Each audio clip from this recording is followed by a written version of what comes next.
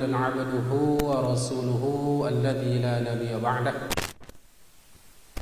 اللهم صل وسلم على محمد وعلى آله وأصحابه أجمعين. أما بعد، سبحانك لا علم لنا إلا ما علمتنا إنك أنت العليم الحكيم. حسبنا الله ونعم الوكيل ولا حول ولا قوة إلا بالله العلي العظيم. رضيت بالله ربا وبالإسلام دينا وبمحمد نبيا ورسولا. ربنا زدنا علما وارزقنا فهما. اللهم اجعل هذا جمعنا جمعا مرحوما وتفرقنا من بعد هذا تفرقا معصوما. Bapak, Ibu, saudara-saudara jamaah salat maghrib Masjid Nurul Huda rahimakumullah. Alhamdulillah, kita bersyukur kehadirat Allah Subhanahu wa taala. Pada malam hari ini Allah melimpahkan nikmat karunia yang begitu banyak kepada kita semua, sehingga kita bisa melaksanakan salat maghrib dengan berjamaah. Kemudian setelah salat maghrib berjamaah, kita melaksanakan salat sunnah muakkad, yaitu salat sunnah ba'diyah maghrib. Kemudian malam hari ini kita lanjutkan dengan mengkaji, mempelajari, khusus malam hari ini kita mengkaji tentang masalah ibadah kita kepada Allah Subhanahu wa taala, khususnya masalah fikih tentang masalah kurban. Mudah-mudahan Allah Subhanahu wa taala memberikan kemudahan kepada kita semua untuk mempelajarinya, dan mudah-mudahan Allah Subhanahu wa taala menerima amal ibadah yang kita lakukan pada malam hari ini. Kemudian kita bersalawat kepada Rasulullah sallallahu alaihi wasallam dengan ucapan Allahumma shalli ala sayyidina Muhammad wa ala alihi wa ashabihi ajma'in. Bapak Ibu yang dirahmati Allah Subhanahu wa taala, fikih kurban kali ini di antara rujukan yang menjadi pegangan kita pada kajian ini adalah Al-Fiqhul Islami wa Adillatuhu Wahbah Az-Zuhaili. Bapak Ibu yang dirahmati Allah Subhanahu wa taala, dalam hadis dari Aisyah bahwa Rasulullah sallallahu alaihi wasallam bersabda, apa kata Rasulullah? Ma'amila ibnu Adam yauman nahr amalan ahabbu ila Allah azza wa jalla min hiraqatid dam, wa innahu la ya'ti yaumal qiyamah biquruniha wa azlafiha wa ash'ariha, wa inna ad-dama la yaqa'u min Allah azza wa jalla bimakanin qabla an yaqa 'ala al-ardi fatayyibu biha nafsak. Kata Rasulullah sallallahu alaihi wasallam, ma'amila ibnu Adam yauman nahar, tidak ada amal perbuatan yang paling dicintai oleh Allah Subhanahu wa taala daripada amal anak Adam itu pada hari nahar, kecuali hiraqatid dam, dengan menumpahkan darah, artinya menyembelih hewan kurban. Maka kata Rasulullah, wa innahu la ya'ti yaumal qiyamah, sesungguhnya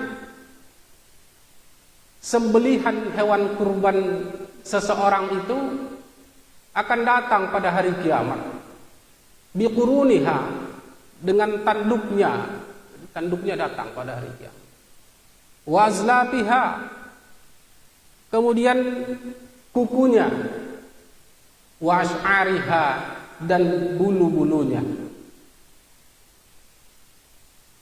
Maka dalam hadis Rasulullah SAW yang lain disebutkan bahwa likulli sya'ratin minhu hasanat, setiap helai bulu dari hewan kurban kita itu dihitung oleh Allah Subhanahu wa taala hasanat, satu kebaikan, satu pahala. Satu helai rambut. Jadi kalau domba itu berapa banyak itu helai rambutnya? Kalau sapi itu berapa banyak? Maka setiap helai kita tidak akan mampu menghitungnya. Maka itu diantara ganjaran yang diberikan oleh Allah Subhanahu wa taala bagi orang yang melaksanakan kurban, nahar. Kemudian kata Rasulullah SAW, wa inna dama, sesungguhnya darahnya itu sampai kepada Allah Subhanahu wa taala qabla ayyaqa 'alal ardi, sebelum darah itu, tetesan darah ketika disembelih itu sampai ke bumi, maka ampunan Allah Subhanahu wa taala bagi orang yang berkurban itu sudah diperoleh. Sudah diperoleh. Jadi berapa detik? Jadi kalau orang berkurban motong itu dari tetesan darah sampai nempel ke tanah itu sampai 1 detik. Ternyata ampunan Allah ibadah kurban. Bapak Ibu yang dirahmati Allah Subhanahu wa taala, akan tetapi ketika agar kita memperoleh apa yang dijanjikan oleh Allah melalui Rasulullah sallallahu alaihi wasallam berupa ampunan dan pahala besar bagi orang yang melaksanakan kurban, tentu kita harus mengikuti bagaimana cara berkurban yang dicontohkan dan diajarkan oleh Rasulullah sallallahu alaihi wasallam kepada kita. Harus kita ikuti. Jangan sampai kita berkurban ternyata kurban kita tidak sah. Ketika kurban kita tidak sah, maka tidak mendapatkan apa yang dijanjikan oleh Allah Subhanahu wa taala. Kenapa? Kurbannya tidak sah. Kurbannya tidak sah banyak faktornya. Di antaranya mungkin tidak mengikuti apa yang dicontohkan oleh Rasulullah sallallahu alaihi wasallam. Maka Bapak Ibu yang dirahmati Allah, pada malam hari ini insyaallah pembahasan kita tentang masalah ibadah kurban ini mudah-mudahan bisa selesai sebelum Isya. Yang pertama tentang definisi kurban. Yang kedua hukum berkurban. Definisi kurban, kemudian hukum berkurban itu seperti apa? Kemudian waktu berkurban. Kapan waktu berkurban? Kemudian hewan kurbannya dan syarat-syaratnya insyaallah akan kita bahas. Kemudian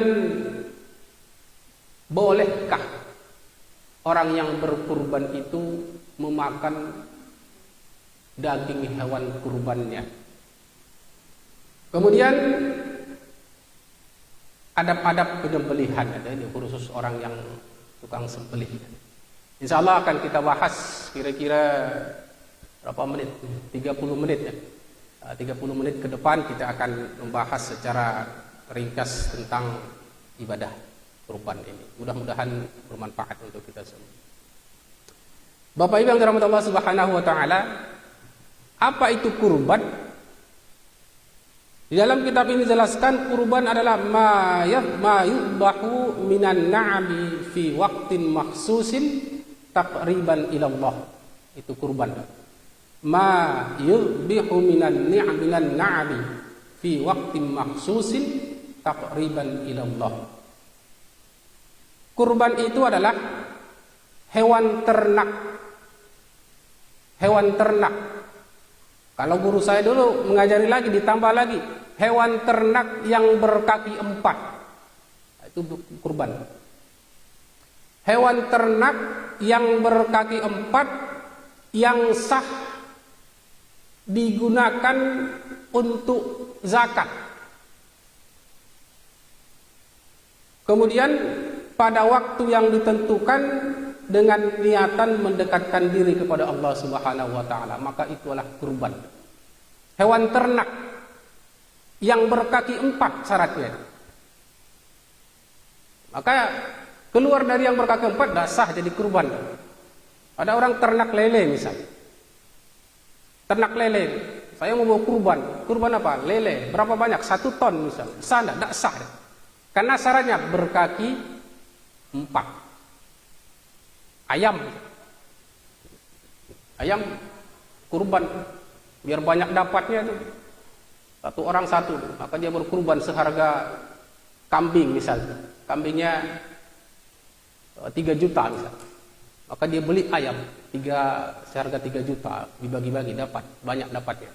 Tidak sah. Kenapa? Syaratnya adalah hewan ternak berkaki 4. Kemudian syarat selanjutnya yang sah untuk zakat.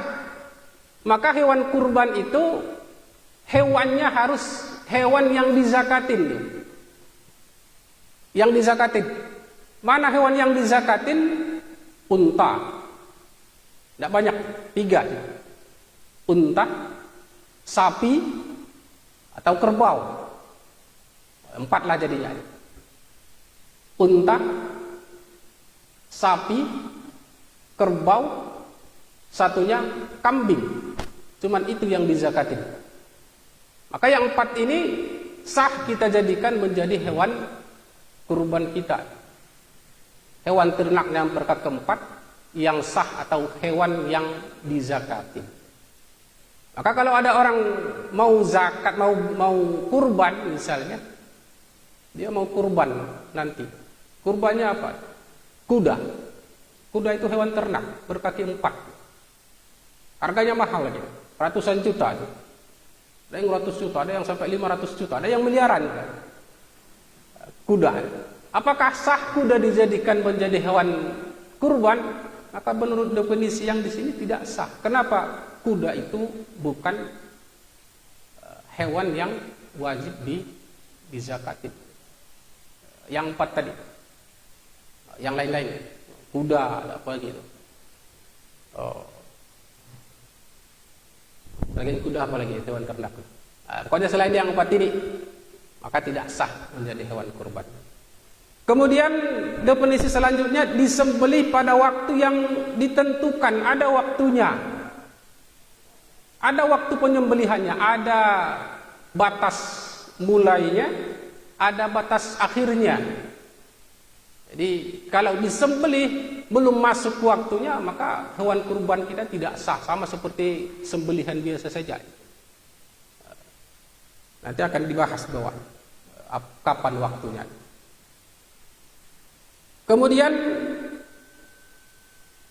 selain disembelih pada waktu yang ditentukan dengan niat mendekatkan diri kepada Allah.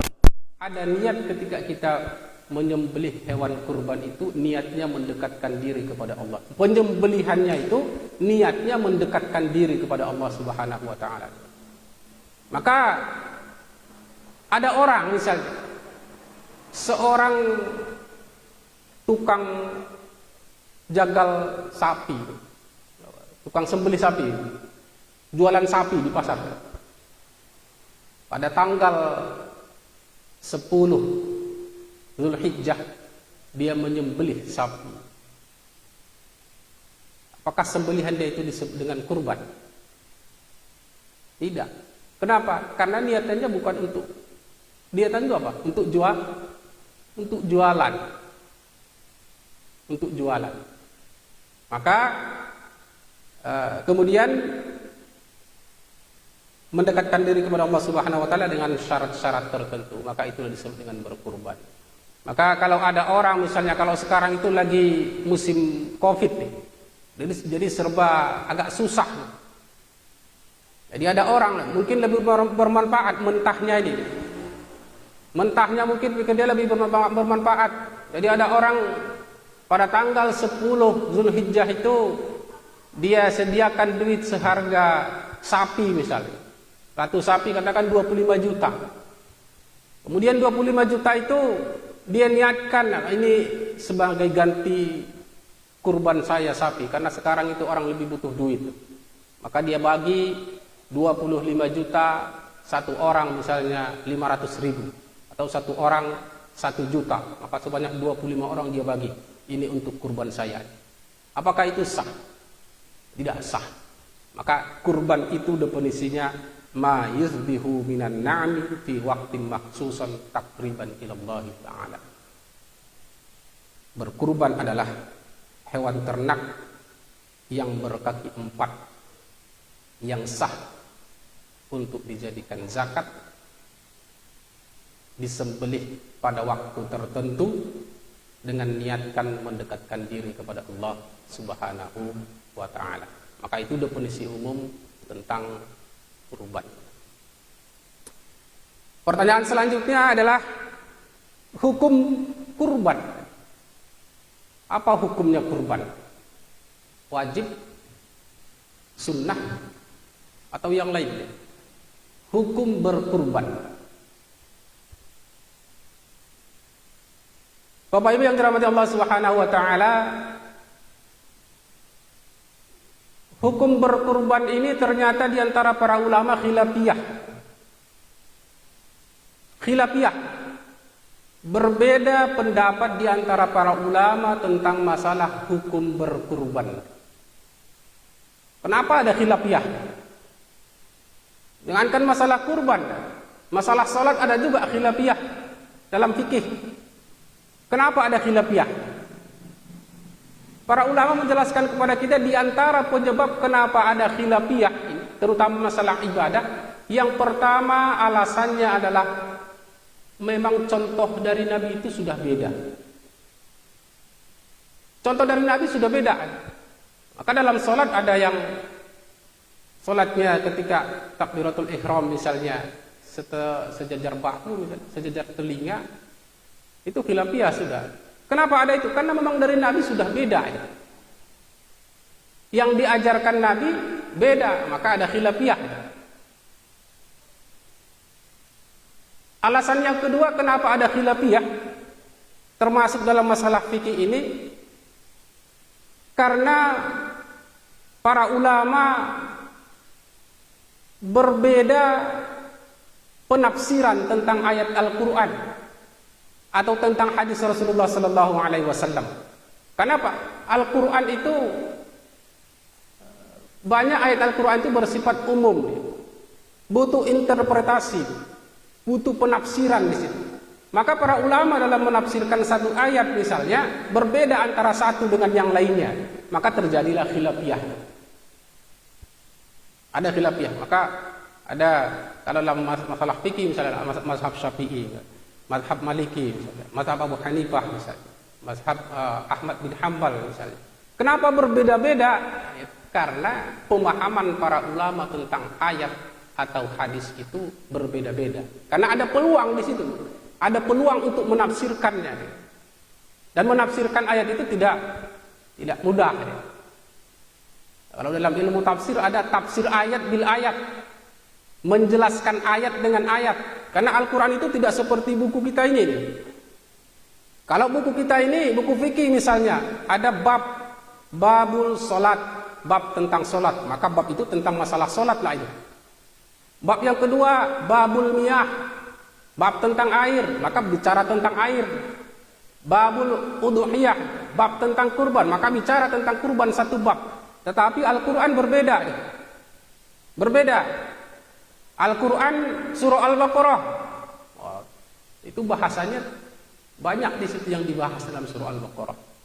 Maka kadang-kadang kata para ulama itu di surah Al-Baqarah ternyata penjelasannya ada di surah An-Nisa misalnya.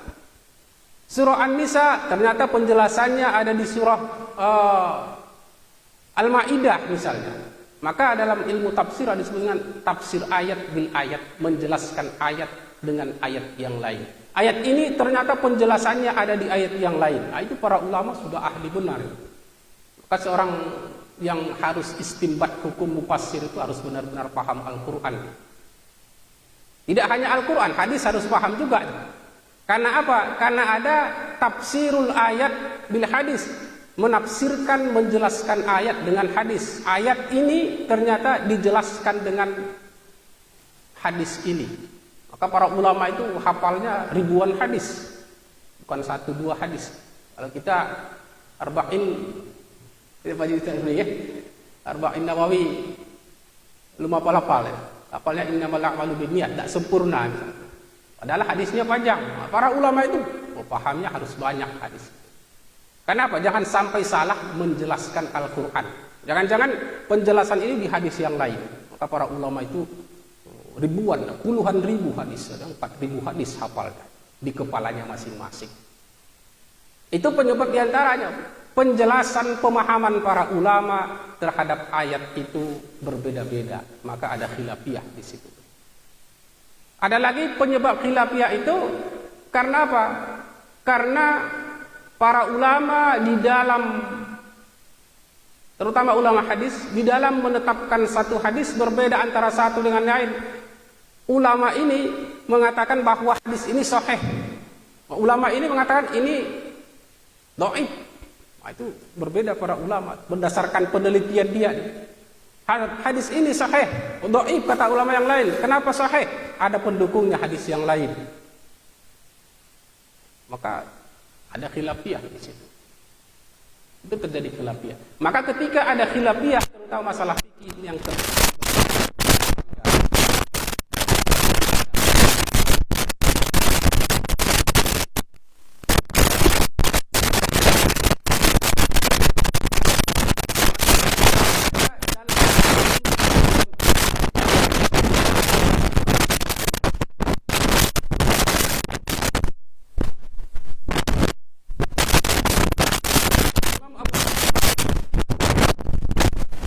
mengatakan bahwa berkurban itu hukumnya wajib bagi yang mampu. Wajib. Maka para ulama ketika menjelaskan tidak hanya mengatakan wajib, pasti dia mempunyai dalil kan? Karena dia hafal ribuan hadis. Al-Quran hafal ya. Asbabun nuzul tahu dia. Asbabul wurud, kalau hadis namanya asbabul wurud. Kalau Al-Quran namanya asbabun nuzul, latar belakang kenapa ayat itu turun. Maka seorang mufassir harus pasti tahu dia, sudah tahu dia. Kenapa ayat ini turun? Maka berimplikasi terhadap pengambil istimbat hukumnya. Ada namanya asbabul wurud. Asbabul wurud itu kalau hadis, latar belakang kenapa Rasulullah SAW bersabda tentang itu, mengatakan itu. Itu namanya asbabul wurud. Maka ulama itu termasuk Imam Abu Hanifah misalnya, Imam Abu Hanifah mengatakan bahwa berkurban itu hukumnya wajib bagi yang mampu. Sementara sebagian ulama yang lain, Imam Malik misalnya, Imam Syafi'i, Imam Ahmad bin Hanbal mengatakan bahwa berkurban itu hukumnya sunnah. Jadi ada khilafiyah. Jadi kalau ada orang mengatakan berkurban itu wajib itu, si B mengatakan sunnah itu, maka dosa berkelahi, sama-sama benar, wajib. Termasuk pendapat dari Imam Abu Hanifah, sunnah Imam Malik, Imam Syafi'i, Imam Ahmad bin Hanbal. Sunnah hukumnya bagi yang mampu. Dasarnya ada dasar hukumnya.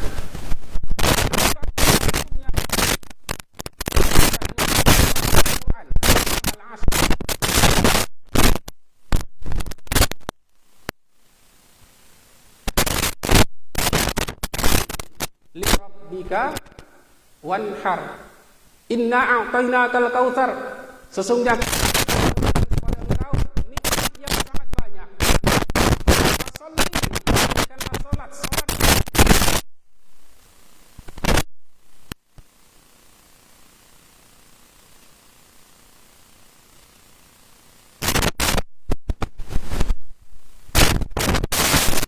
wajib bagi yang mampu. Tidak berkurban tapi dia mampu, berdosa. Kenapa wajib? Apa dasar yang kedua? Di antaranya hadis Rasulullah sallallahu alaihi wasallam, kata Rasulullah, "Man wajada sya'atan falam yudhi falam alaihi musallim." Siapa, kata Rasulullah sallallahu alaihi wasallam, yang sudah falam yudhi, kemudian dia tidak mau berkurban, fala yaqrabanna musallana, maka jangan dekat-dekat tempat salat kami. Dia mampu berkurban, ada duitnya, tapi tidak mau berkurban, dia sayang dengan duitnya, maka dekat tempat salat kami ini, kata Rasulullah. Maka di antara dasar Imam Abu Hanifah mengatakan bahwa adalah wajib.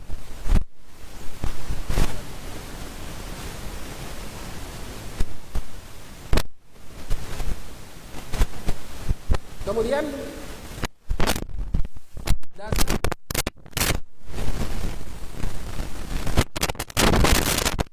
berkurban itu hukumnya adalah sunnah, ada juga dasarnya, dalilnya ada juga. Maka itu tadi ketika ada khilafiyah ke lapangan dada, tidak ada cara lain. Kalau lapangan dada berkelahi,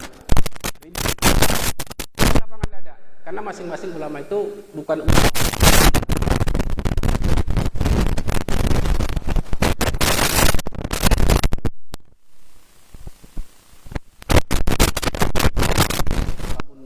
Asbabul wurudnya, penjelasan ini di sana para ulama sudah hafal. Jadi sebenarnya kita itu menerima hasil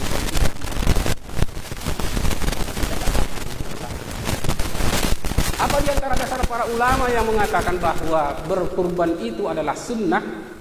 Hadis Rasulullah sallallahu alaihi wasallam, "Idza ra'aitum hilalan wa arada ahadukum an sya'rihi wa azfarihi." Kata Rasulullah sallallahu alaihi wasallam, "Idza ra'aitum hilal dzulhijjah," apabila kamu melihat hilal bulan Dzulhijjah pada tanggal 1 Dzulhijjah, wa arada ahadukum ayyudhha, dan kamu ingin berkurban, falyumsik an sya'rihi wa azfarihi, maka hendaklah ia menahan, jangan memotong rambutnya dan kukunya. Apa poinnya di sini yang mengatakan sebagai dasar Imam Syafi'i dan yang lain mengatakan bahwa berkurban itu adalah sunnah? Dasarnya adalah wa arada ahadukum, dan kamu ingin berkurban apabila kamu telah melihat bulan Dzulhijjah, tanggal 1 Dzulhijjah, bulan Dzulhijjah sudah masuk. Wa arada, dan kamu ingin itu wajib apa sunnah? Ingin itu wajib apa sunnah? Sunnah. Ingin, ada kewajiban. Dan kamu ingin berkurban, maka tahan, jangan motong rambut, jangan motong kuku, jangan nyukur kumis, bulu ketiak misalnya. Maka di antara dasar imam yang lain mengatakan wa aroda, dan kamu ingin ingin berkurban, maka tahan, jangan motong.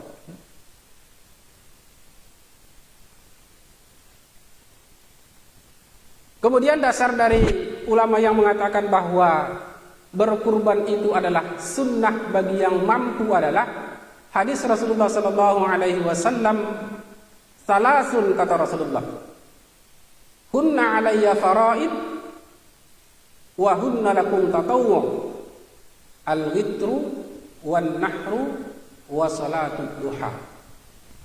Ada 3 kata Rasulullah, hunna alayya faraid, yang 3 itu bagi aku faraid, wajib yang 3 itu bagi kamu.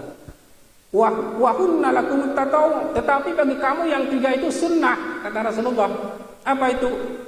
Al-witru, salat witir, berkurban, wa salatut duha, dan salat duha. Maka ini diantara dalil para ulama itu yang mengatakan bahwa berkurban itu hukumnya sunnah bagi yang mampu. Jadi mudah-mudahan kita tidak ribut tentang masalah wajib dan sunnahnya tentang masalah kurban ini, karena para ulama khilafiyah tentang masalah wajib dan sunnahnya melaksanakan kurban. Bapak Ibu yang dirahmati oleh Allah Subhanahu wa taala,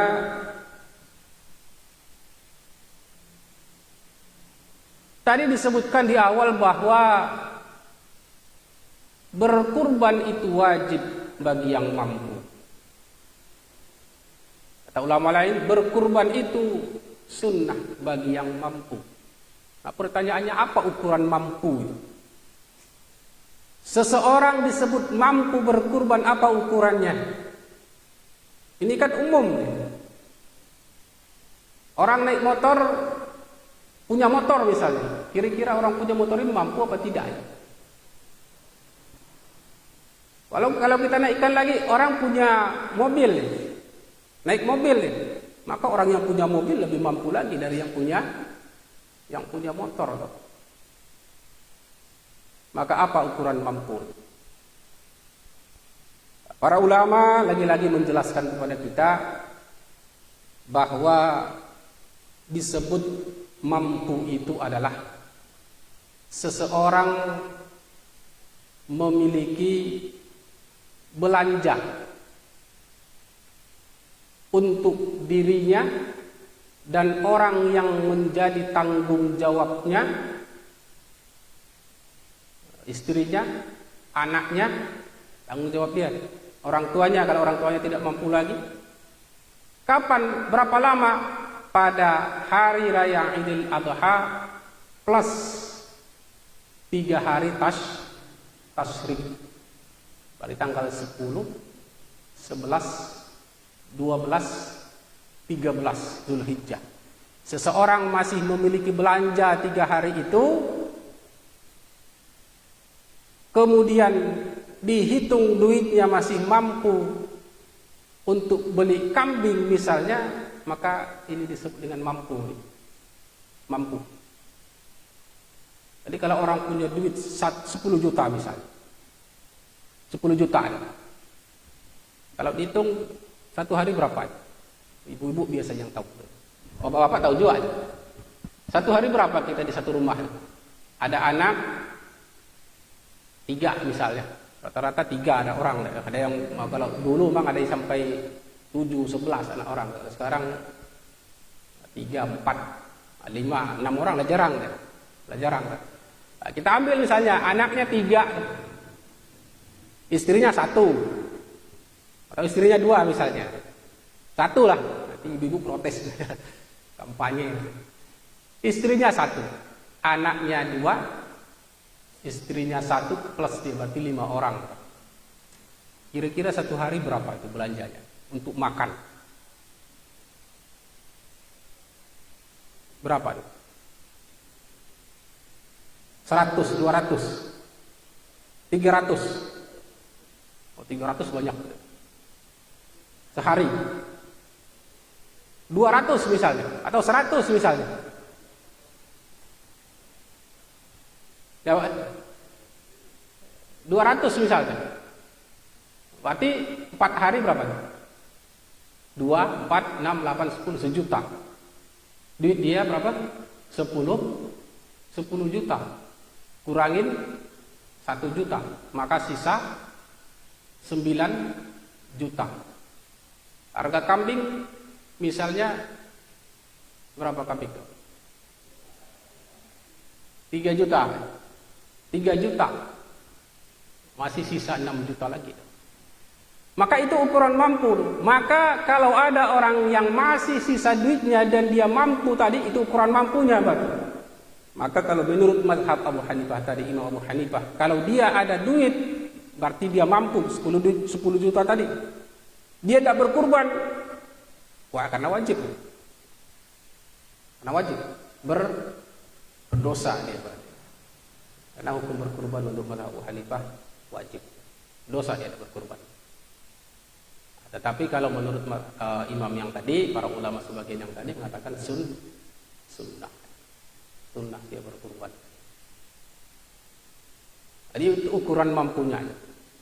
Ukuran mampunya, seseorang masih memiliki belanja untuk dirinya dan orang yang menjadi tanggung jawabnya pada tanggal 10 Zulhijjah, tanggal 11 Zulhijjah, tanggal 12 Zulhijjah, tanggal 13 Zulhijjah, kemudian sisanya masih ada duit untuk beli kambing, maka dia termasuk orang yang mampu. Jadi mampu itu tidak mesti harus punya mobil, berarti. Tidak mesti harus punya mobil. Tidak mesti harus, tidak ukurannya, bukan ukurannya. Ukuran mampunya seperti itu penjelasan para ulama kita.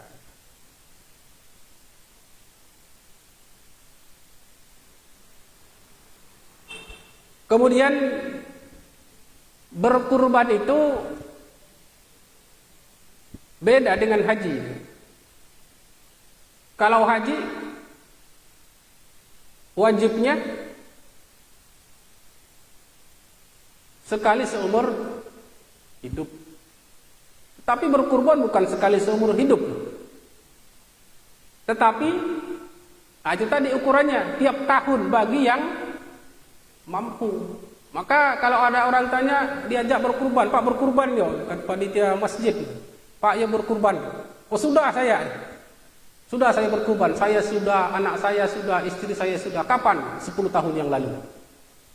Maka 10 tahun yang lalu dia berkurban. Nah, itu pemahaman yang salah. Maka berkurban itu sunnah yang tadi, wajib yang tadi kapan? Setiap tahun bagi yang mampu. Beda dengan haji. Jadi kurban itu tiap tahun.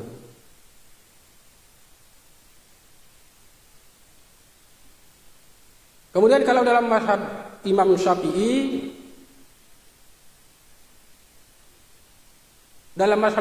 bagi orang yang melaksanakan haji tetap disunnahkan berkurban, malah lebih disunnahkan lagi dalam mazhab Syafi'i berkurban bagi yang melaksanakan ibadah haji. Tahun ini ada haji tahun ini. Ada nggak haji tahun ini? Ada haji tahun ini, tapi dari Indonesia tidak ada. Nah, kalau orang Makkah sana haji tetap terlaksana. Cuman orang Indonesia, orang-orang yang lainnya tidak melaksanakan haji karena pertimbangan pemerintah pandemi COVID-19. Kemudian pertanyaan selanjutnya adalah waktu. Kapan waktu berkurban agar kurban kita itu sah? Waktunya kapan?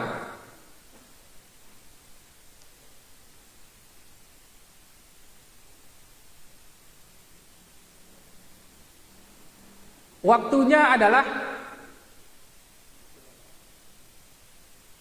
terbit matahari.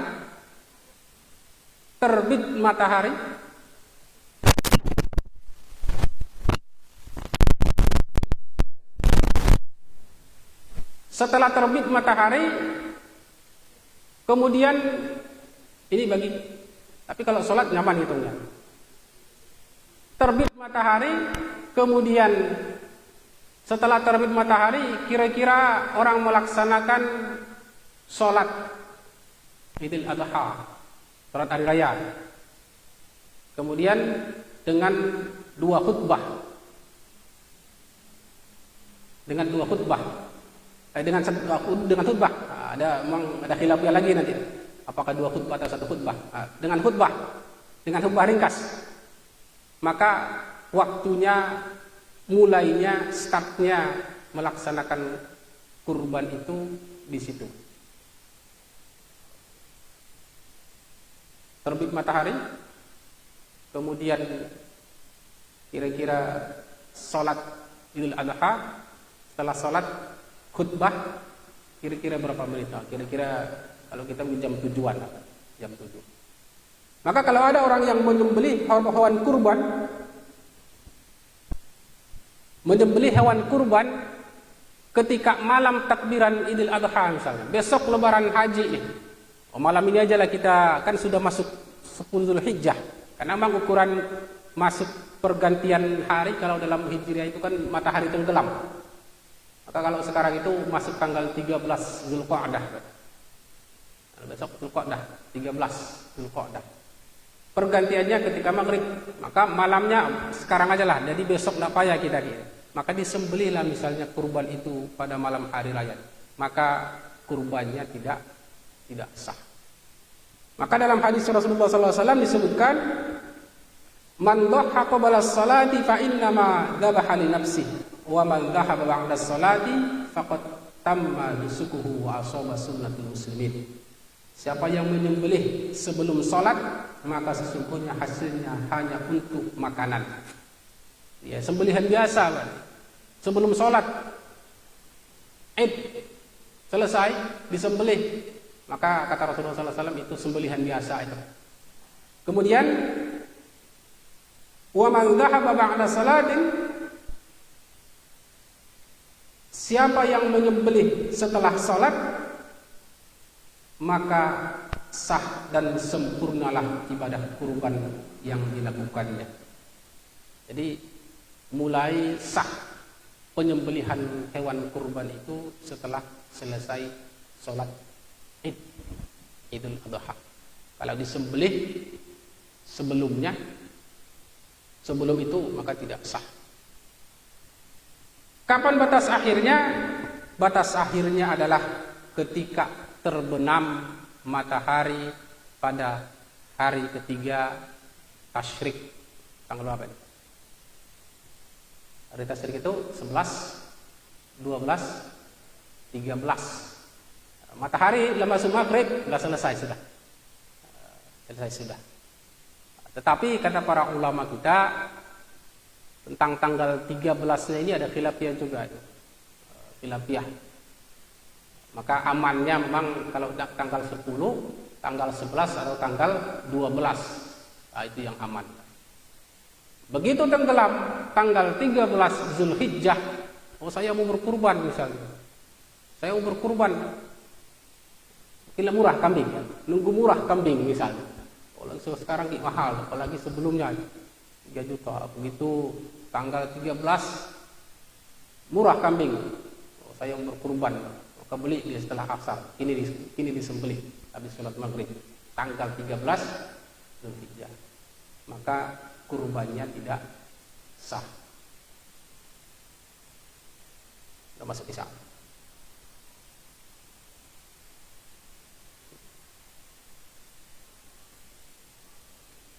Bapak Ibu yang dirahmati Allah Subhanahu wa taala, Isya sudah masuk. Insyaallah kajian yang sedikit ini bisa membuka sepintas ya sedikit ini, mudah-mudahan menjadi awal bagi kita mengkaji kembali, membuka kembali, membaca kembali tentang fikih, terutama masalah ibadah kurban. Jadi kalau hewannya tadi 4 itu ada syarat-syaratnya lagi. Ada syarat-syaratnya yang 4. Kalau dia unta 5 tahun. 5 tahun. Kalau dia sapi 2 tahun. 2 tahun 2 tahun full. Sempurna 2 tahun, masuk tahun ketiga. Kalau masih kurang enggak sah. Kambing itu 2 tahun. Jadi kalau mau berkurban kambing nanti tanya